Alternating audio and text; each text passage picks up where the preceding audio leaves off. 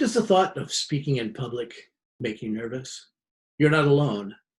About 75% of people surveyed are more afraid of speaking in public than they are of snakes, spiders, and zombie invasions. Abduction by aliens doesn't even come close. But you want to speak at a public hearing and you have something to say. So what do you do? Well, today we're going to learn how to be prepared when you testify. You'll still be nervous, but I'm here to tell you it gets easier. If you know how the system works, you'll be more confident. And included are a number of secrets that only you can be trusted with, because you will only use these secrets for the forces of niceness.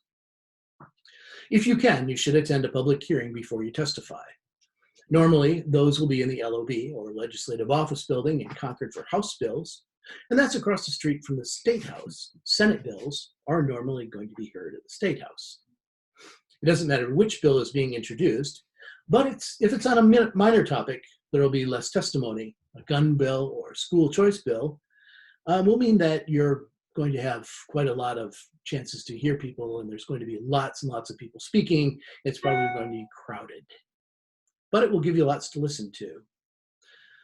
Before you start writing, you should imagine that you're talking to a friend. Have one in mind.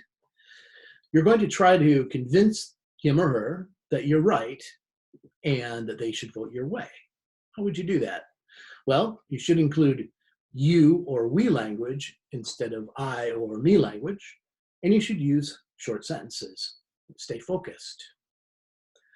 There are 3 laws of opposition. These are: 1, we've always done it this way; 2, your way is too expensive; and 3, think of the children. You may insert grandparents for children at that juncture if you like. Now, if you happen to want to be for a bill, you can turn these things around and say in the step 2, your way will cost too much. You can say, well, our way will save you a lot of money.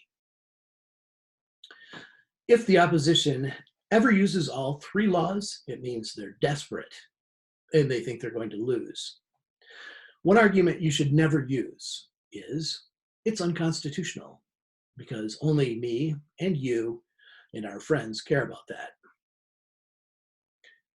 Some variations on the 3 laws. This bill is unnecessary. Think, it's a problem in search of a solution.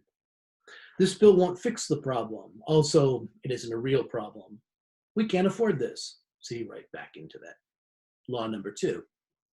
Other fun non-arguments you may want to use. The US Congress has a bill pending on this very issue. Also, this issue is being heard in the Supreme Court very soon. And all this adds up to, in either case, it would be best to wait and see what they do. You'll be surprised how well that actually works.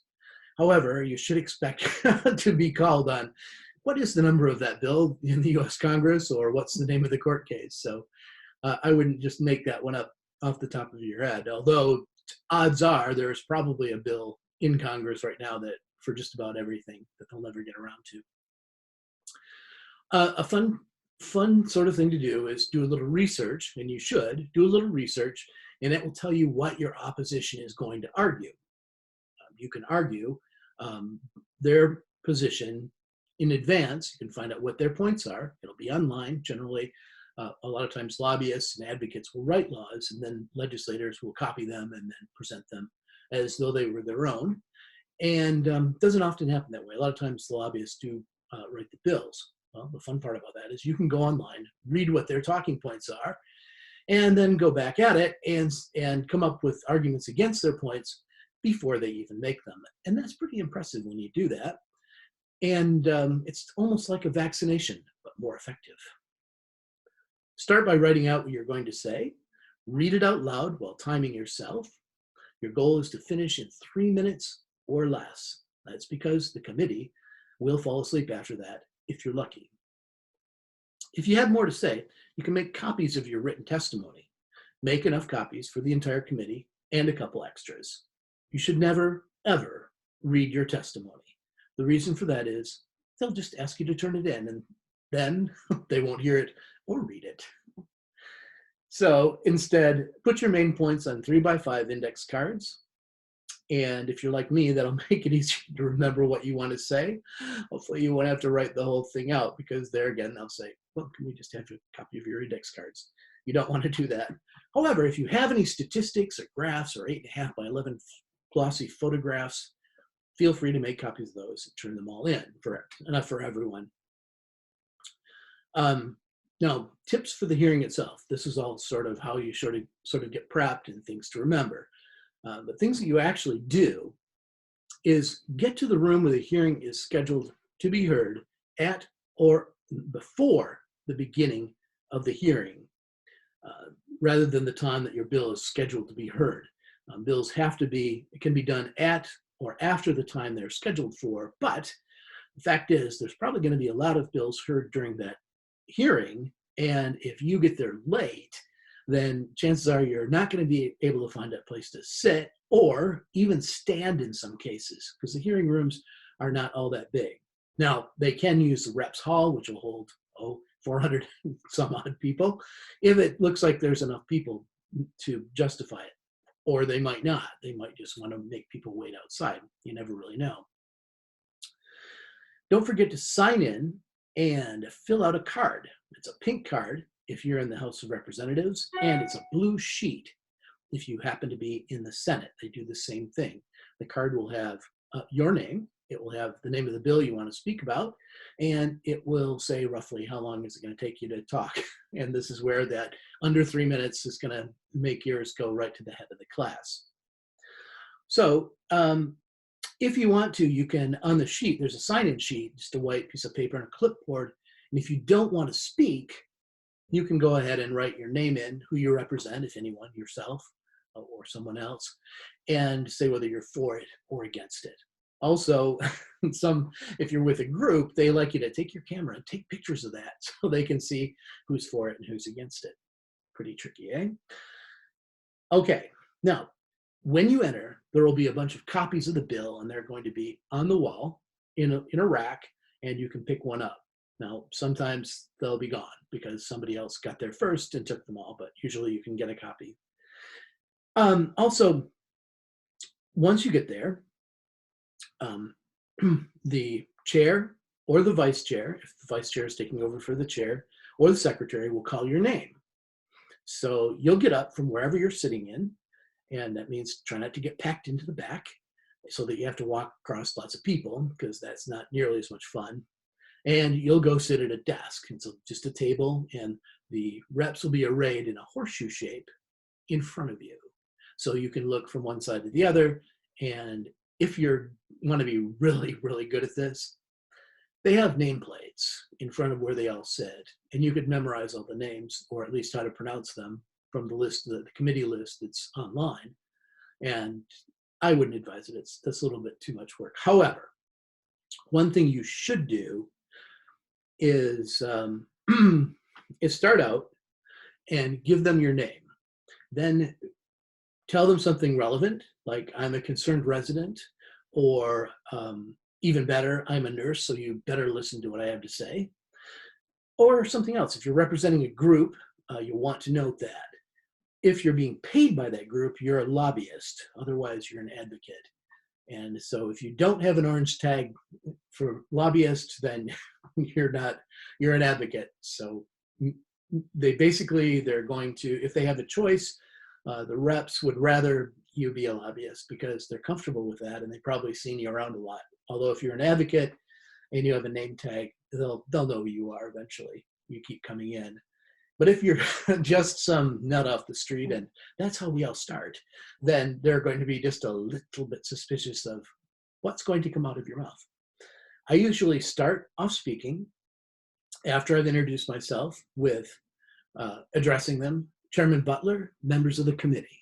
That's, of course, if it is Chairman Butler in the Commerce Committee. Otherwise, you'll want to know the name of the chair. And if I use Madam Chair, you can just use chair. It sounds kind of weird just to call somebody chair, members of the committee, but you can do it if you like. The people you're going to hand your statistics, your graphs, your copies of written testimony, which incidentally, If you want to just read testimony, if you don't want to read it, but you have a bunch of testimony that's typed up, you can say, well, I'm handing this in. I'm handing in my testimony, and there will be someone on your left, at the table on your left, that is responsible for taking that up, and they will grab it and take it up to the chair, and they'll distribute it later, or whatever it is they do with it. However, do that before you speak. Do consider wearing a jacket if you're of the male persuasion, because it's a state house rule that male members, representatives, and senators must wear a jacket. So they have to, and you should share their pain, and they'll appreciate it. In fact, it takes a motion from the floor of the House to let people take their jackets off. So if you're a female person, of course, that doesn't apply to you. You don't have to wear a jacket. You can if you want to. However, it's also, I wanted to make one point that it turns out it's considered bad form to drop a pistol during your testimony. You should write your points on 3x5 cards. Say that one more time to help you remember. Do practice your testimony. Don't be like me and just wing it, unless you've done it a few times and you already have this one down cold. Then you're good.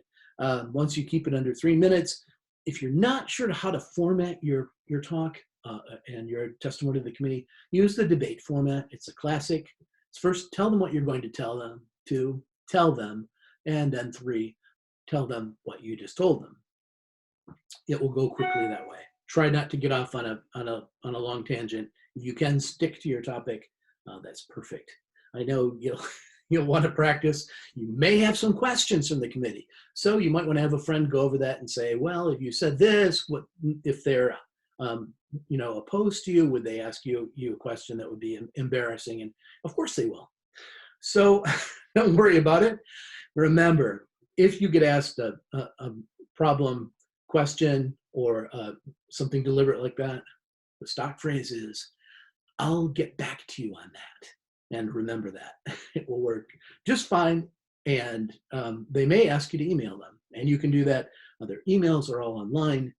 And that's not a problem. If you have more stuff later, you can email the whole committee. You can email individuals, whatever. I did want to cover one other thing is you want to find out who your friends are in the committee before you do your testimony. Now, chances are there's someone who, I hope, there's someone who agrees with you that's on that committee. The NHLA has somebody in almost every committee. So that's a good place to start for help. It's the New Hampshire Liberty Alliance. That's nhliberty.org online. And also AFP may have somebody on the committee that leans that way. Maybe the same person. Also, depending on what topic you're on, the R's and the D's are going to be on opposite sides of it. Sometimes if it's a nonpartisan thing, then like fireworks or beer or gambling, you're going to have people from either party on both sides. So it doesn't really matter. You can,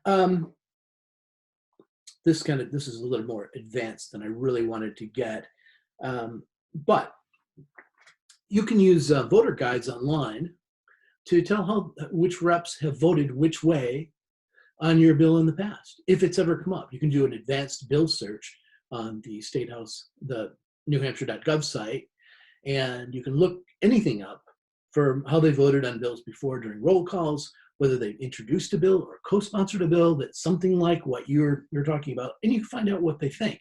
Now, I mention this because I talked about your friends on the committee, and that is because that's who you want to look at when you're talking. And that's why it's important not to just read your testimony from a piece of paper, because you can't look at them. You want to see how they're responding. You want to look at their eyes and see if they're reacting to you well, they're smiling. And if suddenly they have a wide-mouthed look and they're kind of look frightened, then you could be in trouble. I don't really know. It's hard to say. Something else is that I hate to say but I do it all the time. I'm sorry. You might want to check yourself and see how many times you say while you're talking. Once you've checked your voter guides and, I wanted to mention, there's a great online program that is much easier to use than the State House data online. It's called Gen Court Mobile. That's GEN, Court, COURT, MOBILE.com. And that will let you look at the legislators, what ratings they have from all different organizations like the House Republican Alliance, the AFP, then other sides. They'll tell you whether they have an A or an F, or they're horrible or they're really good on your issue even. And it's a lot of fun. You should do your homework, and it can save you a lot of problems. Also, remember, you want to also, if you can, find a friendly rep or senator, depending on whether the bill's in the House or the Senate. You can and should realize that your rep or your senator, the person that represents you, may not be in your district, especially if you're in the other party's district. You're pretty much always out of luck. But there is someone, there are reps who agree with you. And that's who you want to find out for a friendly rep.